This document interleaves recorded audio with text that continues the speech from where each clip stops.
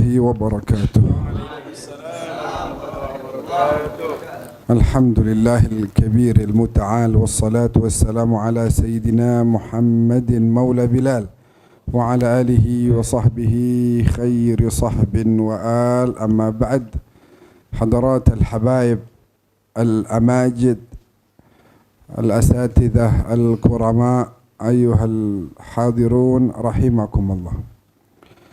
Alhamdulillah إذ جمعنا وإياكم في مثل هذه المجالس ونسأل الله أن يتقبل منا القراءات والصلوات والأذكار ونية التعلم والتعليم ونسأل الله أن يجعل العلم هذا علما نافعا لدنيانا وأخرانا آمين يا رب العالمين. Apa yang tadi disampaikan oleh Al-Habib Bagir Segaf memang penting untuk kita resapi bersama, sebagaimana yang disebutkan bahwasanya keluarga baginda Nabi itu adalah kullu man ata'ahu walau kana 'abdan habasyian. Setiap orang yang mentaati perintah Nabi, jadi umat Nabi yang patuh, yang nurut sama Rasulullah, beliau orang-orang itu akan menjadi kelompok dari keluarga Nabi walaupun dia seorang abd Habasyi, budak dari Habasyah. Sebagai contoh adalah Sayyidina Bilal bin Rabah, seorang yang tadinya berprofesi sebagai budak yang berkulit hitam, yang secara strata sosial itu sangat rendah. Tapi karena dia nurut sama Nabi, karena dia patuh sama Nabi, akhirnya sejarah mencatat sorga udah kangen sama Sayyidina Bilal, padahal Sayyidina Bilal masih hidup, pengen buru-buru didatengin sama Sayyidina Bilal bin Rabah. Sebaliknya yang menjadi musuh Nabi adalah kullu man asahu walau kana sayyidan hashimiyan.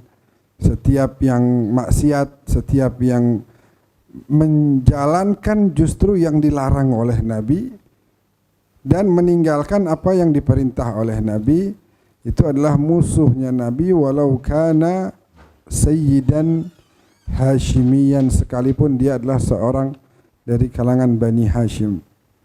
Kita lihat bagaimana ketegasan Al-Quran ketika salah seorang paman Nabi, saudara ayahnya, yaitu Abu Lahab, sampai turun satu ayat khusus, satu surat khusus bahkan menceritakan tentang sosok paman Nabi ini yang karena ketidaktaatannya kepada Nabi, nggak mau ikut, akhirnya langsung dapat penegasan dari Allah nanti di mana posisinya. Falidzalik, oleh karena itu makanya Sayyidina Imam Muhammad Al-Bagir mengatakan kepada Sayyidina Imam Ja'far Shadiq putranya, wahai putraku, kebaikan itu apapun bentuknya itu baik, akan tetapi kalau datang dari kita akan jadi lebih baik. Ini juga begitu, burukan itu buruk, siapapun yang melakukan itu buruk, tapi kalau yang melakukan kita, maka itu jadi lebih buruk. Ya, udah jadi keluarga Nabi masih begitu. Nah gitu. Yang lain nih, katakan misalnya melakukan maksiat, orang biasa, orang lihat jelek nih, tapi ketika melakukan dosa yang sama adalah seorang sayyid, maka akan jadi jauh lebih jelek. Karena apa? Dilakukan oleh seseorang yang secara intisab nyambung kepada baginda Nabi, tapi kok dia melakukan hal yang seperti itu. Sebaliknya kalau dia berbuat baik akan lebih baik, lebih indah. Masya Allah, memang benar dah keluarga Nabi itu, lihat, Masya Allah indah. Kebaikan yang sama dilakukan oleh siapapun itu baik, tapi dilakukan oleh keluarga ini lebih baik, karena dia selain membawa tanggung jawab sebagai seorang muslim, juga sebagai seorang yang yantasib nasaban ila Rasulullah. Sampai Nabi bilang, cintai keluarga saya, anak keturunan saya ini cintai yang baik karena Allah. Tapi kalau ada yang buruk dari keluarga saya, cintai dia karena aku. Artinya apa? Disuruh cinta tadi seperti yang Habib Bagir bilang. Nasehatin, arahin. Kalau dia nggak baik itu bimbing, kasih tahu, tegur. Begitu. Supaya dia sadar posisinya. Bahwa ada tanggung jawab yang harus dia emban, yang harus dia pikul, dan supaya dia menjadi pribadi yang lebih baik lagi. Dan itu berlaku untuk semua umat Islam, bahkan semua manusia. Atau kita harus saling memberikan wadzakir fa inna dzikra tanfa'ul mu'minin. Kasih peringatan, boleh jadi nanti akan bermanfaat dan bisa merubah orang tersebut. Kasih nasihatnya harus baik. Zaman sekarang karena kesel, ini orang berbuat salah, akhirnya apa yang keluar? Caci maki, hinaan. Dasar lo gini-gini. Ar-rifqu ma wudi'a fi syai'in illa zanah. Kelembutan, cara yang baik tidaklah diletakkan kepada suatu kecuali pasti akan membuatnya indah. Wa ma yunza'u aw wa ma nuzi'a min syai'in illa syanah. Kalau nggak ada rifq, nggak ada kelembutan, maka akan membuat hal itu menjadi buruk. Jadi caranya harus dengan kata-kata yang baik. Kaburat kalimatan. Jadi kata-kata itu satu hal yang besar. Huruf demi hurufnya nanti akan dimintai pertanggungjawaban. Kaburat kalimatan takhruju min afwahihim iyaquluna illa kadhiba. Jadi semua kata-kata itu, Amirul Mukminin Sayyidina Imam Ali bin Abi Thalib mengatakan, al-kalamu fi withaqik. Ucapanmu ada dalam genggamanmu. Ini omongan apapun itu ada dalam kekuasaan kita. Mau kita keluarin bisa, mau kita nggak keluarin bisa, bener kan? Kita mau ngomong apa aja kan kita bebas, bisa kita keluarin tuh omongan, bisa juga enggak. Tapi intabih, hati-hati kalau udah dikeluarin, wa idza takallamta bihi sirta fi withaqih. Kamu yang ada dalam genggaman ucapanmu. Sebagai contoh misalnya lagi emosi sama bini, lagi kesel, kan bisa kita tahan tuh. Tapi karena kita nggak bisa tahan emosi, akhirnya kita keluarin. Apa misalnya, gua talak lo, gitu misalnya. Kaburat kalimatan, itu cuma satu kata, satu kalimat, gua talak lo. Cuman hasilnya apa? Menjadikan dua insan berpisah. Karena emosi. Karena apa? Kalau udah dikeluarin, kata Sayyidina Ali, ente yang ada dalam genggaman omongan ente. Ya Allah, nyesel. Penyesalan tinggallah penyesalan. Coba kalau ditahan tuh omongan, gak bakal ada penyesalan. Bagaimana juga banyak pertemanan, baik berteman, ada suatu hari ada salah faham, akhirnya keluar, dasar lo emang teman gak baik lo, dasar lo gini, gak tahu terima kasih lo, gue udah begitu. Akhirnya apa? Berpisah. Kaburat kalimatan takhruju min afwah. Semua nih ucapan itu semua ada perhitungannya. Ada perhitungannya. Berapa banyak ucapan bisa membuat berubah orang yang kita ajak ngomong. Sayyidina Ali Zainal Abidin lagi di Masjidil Haram di Makkah. Mudah-mudahan Allah kasih kesempatan kita bisa ke Makkah Al-Mukarramah. Illa kemudian tiba-tiba ada satu orang datang caci maki, menghina, menghardik. Oh, ente Zainal Abidin. Ente bukan Zainal Abidin, ente Syainul Abidin. Udah hina, caci maki. Dasar kamu, dasar ini, dasar itu. Akhirnya Sayyidina Ali Zabidin diam aja. Udah selesai, dia bilang terima kasih banyak atas nasihatnya. Kalau memang benar ucapanmu tentang aku, maka aku beristighfar kepada Allah agar mengampuni dosa-dosaku. Tapi kiranya ucapanmu itu tidak benar, maka aku beristighfar agar dosa-dosamu diampuni oleh Allah. Tapi terima kasih, udah nasihatin saya, udah ingetin saya. Jazakallah khair. Kira-kira alaka hajah, kira-kira kamu punya hajat nggak yang bisa saya penuhi? Kaget dia.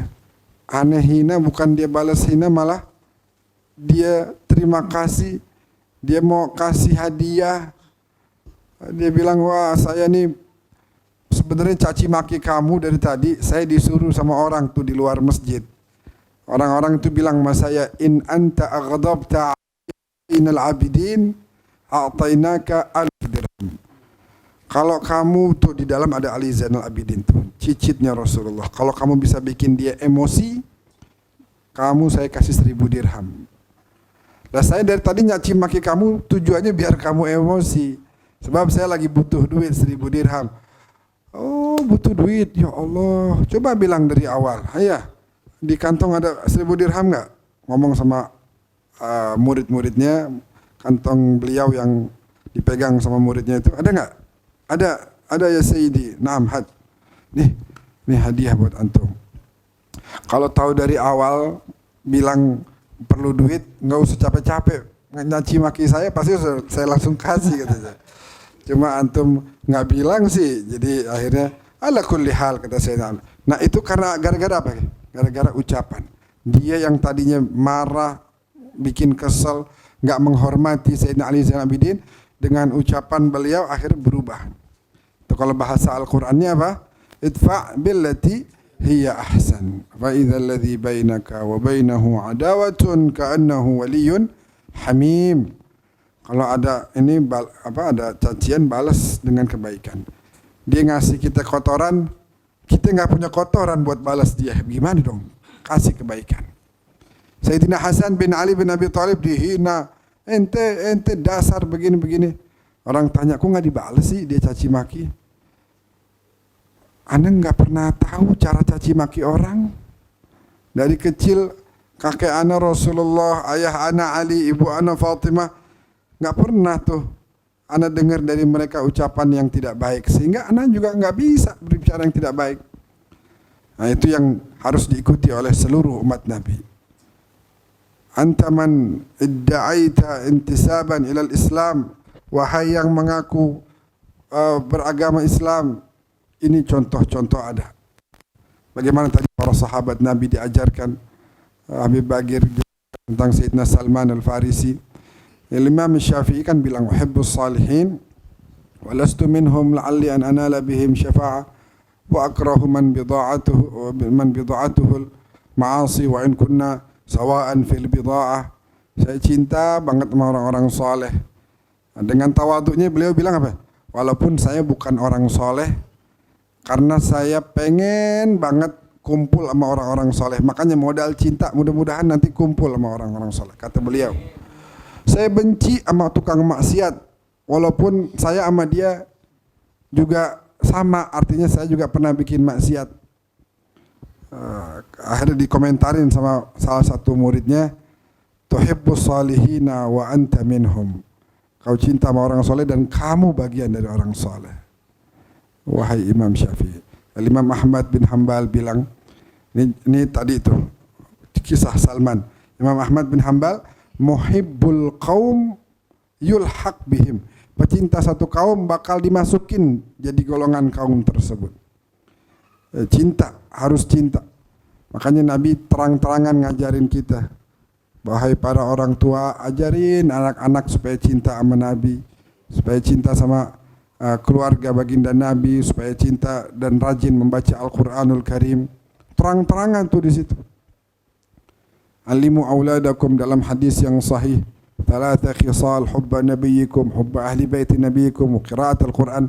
Terang-terangan disuruh sama Nabi, suruh ajarin biar anak-anak kita mengidolakan sosok-sosok yang benar. Diceritain bagaimana para pejuang dari Muhajirin dan Ansar begini, Masya Allah. Itu Syekhana Dr. Syahid Muhammad Said Ramadan Al-Buti, kalau dia cerita tentang kisah para sahabat, nangis, nggak kuat nahannya, karena jujur cintanya. Mbah Maimun Zubair, lihat, tiap momen selalu bawa qasidah yang tadi dibawakan. Sa'duna fid dunya fauzuna fil akhirah bi Khadijatul Kubra wa Fatimah Az-Zahra. Akhirnya karena cintanya benar-benar tulus, bukan cuma di lisan aja, tapi diikutin perangainya Sayyidah Khadijah. Ya, dia terus kirimin doa Fatihah buat Sayyidah Khadijah, ajaran demi ajarannya diikuti, akhlak-akhlaknya dipelajari. Akhirnya apa? Allah kabulkan keinginannya, meninggalnya di Mekah lagi haji, bahkan harinya juga mesen tuh. Bah Maimun juga harinya mesen juga sama Allah. Ada tuh di YouTube banyak video-video beliau bilang pengen meninggal hari Selasa. Allah kasih Selasa, ya khair, marhaba. Ente udah cinta sama istrinya, anak punya kekasih Nabi Muhammad, ente udah cinta sama beliau, anak kasih. Mau apa lagi pas di Mekah, maunya apa dikubur di Ma'ala, marhaba, dapat semuanya. Dapat karena apa? Cintanya benar, cintanya jujur, shadiq. Cintanya, kata Nabi, ciri-ciri cinta adalah al-muhibbu liman ahabba muti'. Ciri cinta itu taat. Bagaimana bilang cinta tapi nggak mau taat? Anda cinta banget sama Nabi Muhammad. Habis gitu maksiat demi maksiat dikerjakan. Fan cinta haggak hadza. Dari mana dapatnya? Nggak bisa begitu. In kuntum tuhibbunallaha fattabi'uni, baru nanti dapat balasan cinta. Yuhibbukumullah. Wallahu a'lam bishawab. Kita masuk ke pembahasan, masih ada waqt syuaya. Kita masuk ke pembahasan melanjutkan dalam kitab Al-Manhajus Sawi. Bismillahirrahmanirrahim. Radhiyallahu ankum. Ibn Abbas, salah seorang sepupu Nabi, Abdullah bin Abbas bin Abdul Muttalib, Muhammad bin Abdullah bin Abdul Muttalib, Ali bin Abi Talib bin Abdul Muttalib. Ini sepupu-sepupu Nabi nih. Ada lagi yang meninggal di perang Mu'tah di Jordan, Ja'far bin Abi Talib bin Abdul Muttalib, Aqil bin Abu Talib bin Abdul Muttalib. Ada lagi yang meninggal di perang Badar, Ubaidah ibn al-Harith bin Abdul Muttalib. Itu sepupu-sepupu Nabi, orang-orang yang dekat sama Nabi. Ibnu Abbas bukan hanya dekat secara nasab, tapi juga secara keilmuan paling menguasai. Julukannya Habrul Ummah, tintanya umat. Jadi orang banyak tanya tentang masalah-masalah Islam kepada Abdullah bin Abbas radhiyallahu anhuma. Beliau tanya, wahai Rasulullah, kira-kira teman duduk yang baik yang model bagaimana? Nabi bilang, kriterianya ada 3. Ini kalau kamu dapat teman model begini, jangan tinggalin. Kalau kamu dapat teman begini, ini yang teman duduk terbaik. Yang pertama, man dzakarakum billah ru'yatuh. Yang kalau kamu lihat dia, ingat Allah. Banyak orang-orang, jangan kita bicara yang dulu-dulu dah. Zaman sekarang juga ya banyak sekali. Banyak ceritanya orang ngelihat Al-Habib Umar bin Hafid, Masya Allah, langsung keinginan untuk bertaubat. Al-Faqir sama Khal Al-Habib Zain bin Saleh Al-Habsyi, itu setiap Jumat kita rutin sama Muhammad bin Zain, rutin ketemu sama Habib Abu Bakar. Kenapa? Karena ngelihatnya aja udah ini Khal ya, enak ya, ngelihat, baru ngelihat nih. Belum dengar omongannya, baru ngelihat kita udah hati senang, hati tenang, dan jadi ingat sama Allah. Wa zada fi ilmikum mantiquh, punya pemikiran-pemikiran yang bisa menambah ilmu kalian. Duduk terus dapat ilmu, nikmat. Itulah ciri teman yang baik. Yang ketiga, wa dzakarakum bil akhirati ilmuh, orang yang ilmunya senantiasa mengingatkanmu tentang akhirat. Kemudian Al-Habib Ahmad bin Umar bin Smith bilang, al-khair wa syarr madriyun fil insan. Kebaikan dan keburukan itu ada madri itu bertaburan dalam hati manusia. Wa hadainahun najdain. Ada 2 jalan. Setiap orang udah Allah kasih, nih ada 2 jalan. Ya. Kamu mau ikut yang jalan kanan apa jalan kiri? Itu dua-duanya pilihannya udah dikasih sama Allah. Perlu ikhtiar yang sungguh-sungguh lalu minta pertolongan sama Allah agar senantiasa diberikan keistiqomahan ada di jalan yang benar. Perlu ada ikhtiar.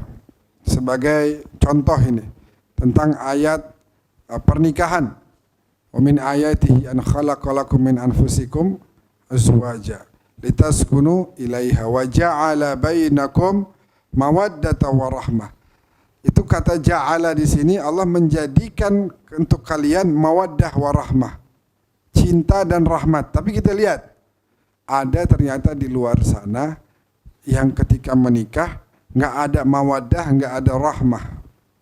Karena memang mawaddah wa rahmah untuk kita gapai itu perlu ada ikhtiar dulu dari manusia. Wa ja'ala bainakum mawaddah wa rahmah. Ikhtiar. Berusaha nanti habis gitu minta pertolongan sama Allah agar dimantapkan. Biar nanti dapat itu mawaddah wa rahmah. Begitu juga kita dalam mengambil jalan yang benar. Perbanyak ikhtiar, sungguh-sungguh lawan terus ini pengaruh syaitan dalam diri kita. Sampai-sampai Al-Habib Abdullah Al-Idrus Al-Akbar bilang, "I'sir jismaka bil mujahadah." Peraslah dirimu dengan terus bermujahadah, bersungguh-sungguh. Nanti apa kalau udah diperas? Hatta tastakhrija minhu duhnas safa. Nanti kamu berhasil mengeluarkan kemurnian, kesucian dari hatimu yang akan terus memberikan arah ke jalan yang benar. Jadi dalam diri kita udah ada dua jalan, al-khair wa syar. Kata Habib Ahmad bin Umar, madri, kebaikan dan keburukan udah bertebaran ada di dalam diri manusia. Nah, Habib Abdullah Al-Idrus Al-Akbar bilang, peras tuh dirimu, peras terus. Biar yang syar ini hilang, biar yang syar ini habis. Nanti yang sisa al-khair. Habis gitu nanti tastakhrija minhu duhnas safa, kamu berhasil mengeluarkan kemurnian ajaran Islam, fitrah yang Allah titipkan bisa akan mengarahkanmu ke jalan yang benar. Wala yadhhar illa. Nah, caranya gimana? Kayaknya kok gampang banget, cuma caranya gimana kok kita masih terus ikut yang syar? Caranya apa? Wala yadhhar illa bimukhalatatihi li ghairih. Tergantung berteman sama siapa. Kalau dia temannya orang-orang baik terus, maka yang dominan akan yang khair-khair tadi. Fa in khalatal asyrar dhahara minhu fi'l syarr. Tapi kalau dia bertemannya sama yang enggak baik, udah akhirnya yang dominan yang buruk, wal iyadzubillah min dzalik. Al-Imam Al-Haddad bilang, ketahuilah bahwa berkumpul dengan ahlul khair wa mujalasatahum dan duduk sama mereka, tazra' fil qalb mahabbatul khair, akan menanamkan di hati kecintaan kepada kebaikan. Ada doa saya diajarin sama Habib Zain Al-Hadi. Beliau bilang sering-sering baca doa, Allahumma rzuqni ladzata ta'atik wahrimni ladzata ma'siyatik. Ya Allah, berikan buat saya kelezatan pada saat taat kepadamu, dan tolong haramkan rasa lezat ketika saya bermaksiat. Orang kenapa maksiat? Karena lezat. Minta, ya Allah, itu yang lezat itu ilangin, biar saya nggak mau lagi maksiat. Coba orang-orang yang salihin disuruh maksiat, kira-kira lezat apa gelisah? Gelisah, nggak bakal mau. Buat ente, buat kita, buat sebagian orang mungkin masih lezat. Tapi buat orang-orang soleh nggak ada lezat-lezatnya. Justru lezatnya mereka pada saat berbuat baik. Nah, kita pengen tadi itu, makanya peras dulu diri kita, biar nanti pengaruh-pengaruh asyrar hilang, yang sisa yang khair-khair aja. Diperas, nggak tersisa kecuali yang baik. Makanya kita diperintahkan untuk duduk sama orang-orang saleh, memandang wajah mereka, mendengarkan nasihat mereka, mendengarkan ilmu-ilmu mereka, biar tanam dalam hati kita cinta kepada kebaikan. Ya Allah, Allahumma rzuqni ladzata ta'atik. Ya Allah, berikan kepada saya kelezatan pada saat taat kepadamu, dan wahrimni ladzata ma'siyatik. Al-Imam Ali Zainal Abidin ceritanya kisahnya riwayatnya 1000 rakaat setiap hari, bukan omong kosong ini ya. Ini benar-benar 1000. Bukan terus nggak mungkin lah, mungkin 50 kali, 100 kali, enggak, 1000 benar-benar. 1000 rakaat tiap hari. Lezatnya di situ.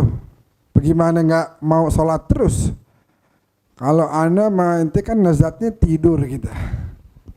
Lezat banget tuh tidur. Apalagi pagi-pagi habis subuh. Masya Allah. Takut sama matahari. Matahari udah mau terbit. Cepet-cepet tidur. Lezatnya luar biasa. Merasakan kelezatan kita pada saat tidur, pada saat makan ini makan itu, pada saat hal-hal yang lainnya. Tapi kalau Al-Imam Ali Zain lezatnya adalah pada saat sholat. Di antaranya salah satu aja alasan mengapa beliau menikmati betul sholatnya, tentu karena cintaannya kepada Allah, karena memang kehadiran hatinya dalam beribadah.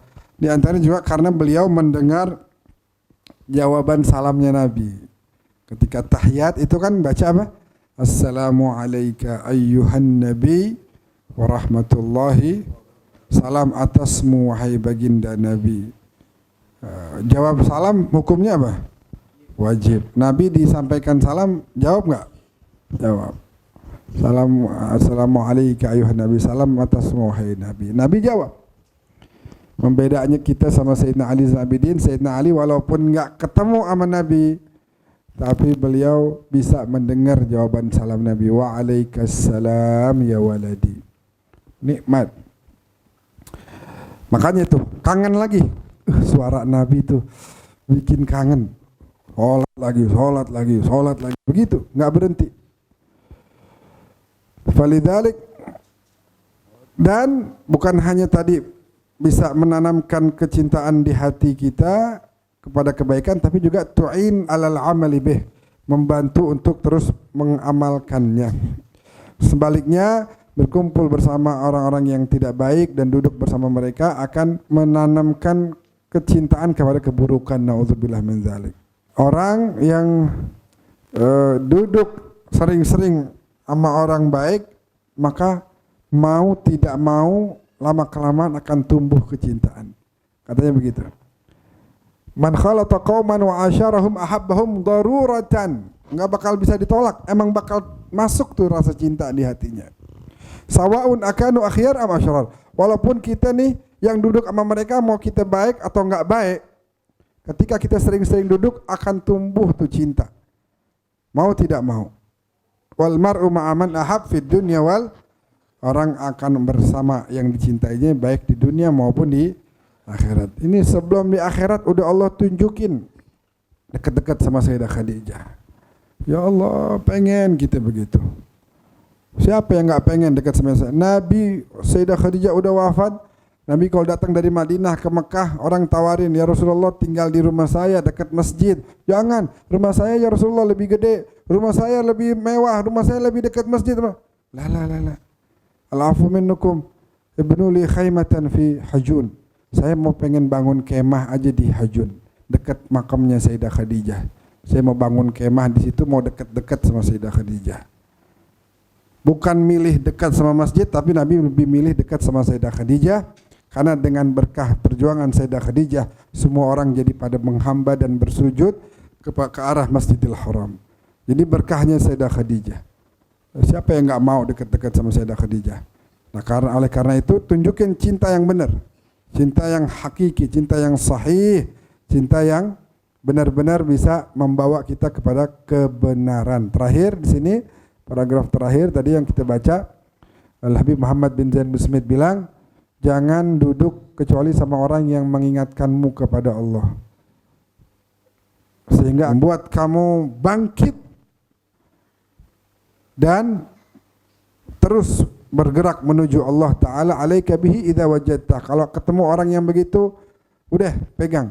Bahkan apa? Wa'addu alaihi bin nawajiz. Gigit pakai gigi geraham. Kalau punya teman yang betul, gigit pakai gigi geraham. Jangan digigit, benar-benar digigit tangan, jangan.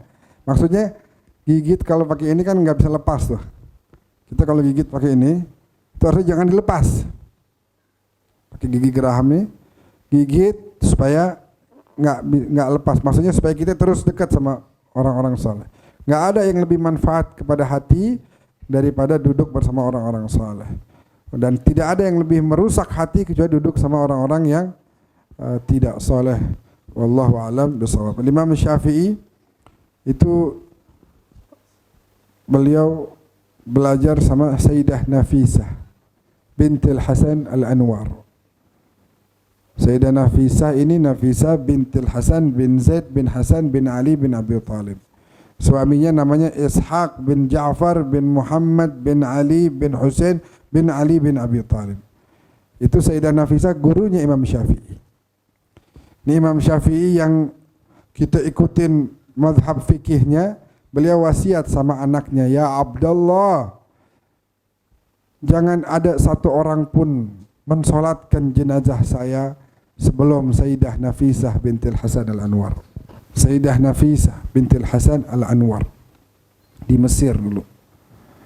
Sampai orang-orang bilang sama Imam Syafi'i, ya Allah, wahai Imam Syafi'i,